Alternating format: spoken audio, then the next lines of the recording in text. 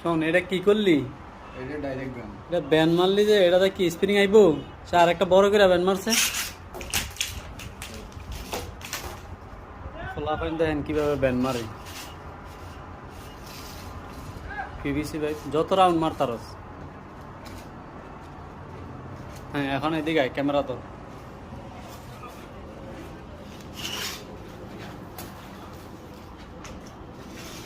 এই যে দেখতে পারছেন এখানে দুইটা ব্যান, এটাও একটা ব্যান, এটাও একটা ব্যান।